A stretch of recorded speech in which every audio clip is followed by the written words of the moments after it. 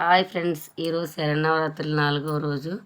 ఈరోజు లలితా త్రిపుర సుందరి అవతారం. నేను ఈరోజు మా పెరట్లో కాసిన తమలపాకుల్ని మాల కట్టి అలంకరించాను. లలితాదేవికి ఏంటి, ఆంజనేయ స్వామికి ఏంటి, ఎవరికైనా సరే తమలపాకులు అనేది చాలా చాలా ఇష్టము.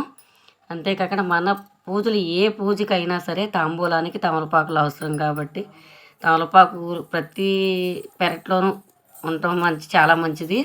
ఇది పాజిటివ్ ఎనర్జీని ఇస్తుంది.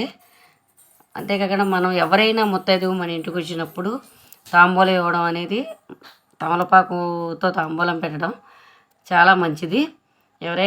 ఎవరు వచ్చినప్పటికీ కూడా ముత్తైదువు మనం 2 తమలపాకులు, ఒక 2 అరటిపళ్ళు పెట్టి పెట్టి తాంబూలం ఇస్తే చాలా మంచిది. నేనైతే మా పెరట్లో తమలపాకులండి ఇవన్నీ కోసి మాల పెట్టాను. ప్రతిరోజు నేను చేసే పూజకి మా పెరట్లో తమలపాకులు వాడుతూ ఉంటాను. గురించి మన చిన్న గీతం పాడుకుందాము. శరణాగత పరిపాలని కరుణారసరూపిణి, నీ నామం మాకు అభయం, మా భయమే తొలగించు నీ తేజం, మా శరణం నీ శరణం. శ్రీలలిత శరణాగత పరిపాలని కరుణారసరూపిణి, నీ నామం మాకు అభయం.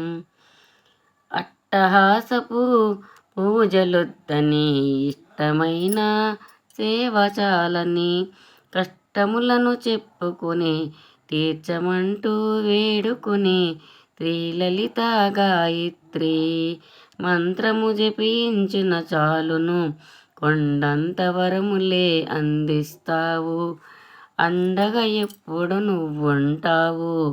శరణాగత పరిపాలని కరుణారసరూపిణి, నీ నామం మాకు అభయం. మౌనముగా ధ్యానిస్తే, నిరాడంబరముగా నిన్ను పూజిస్తే, సర్వ సౌభాగ్య సంపదలు అందిస్తావు. బిల్వ దళాలతో, తులసి దళాలతో నిన్ను కొలిచిన వారికి ఏ లోటు రానివ్వవు. మహిమాన్విత మాత శ్రీలలిత శరణాగత పరిపాలని కరుణారస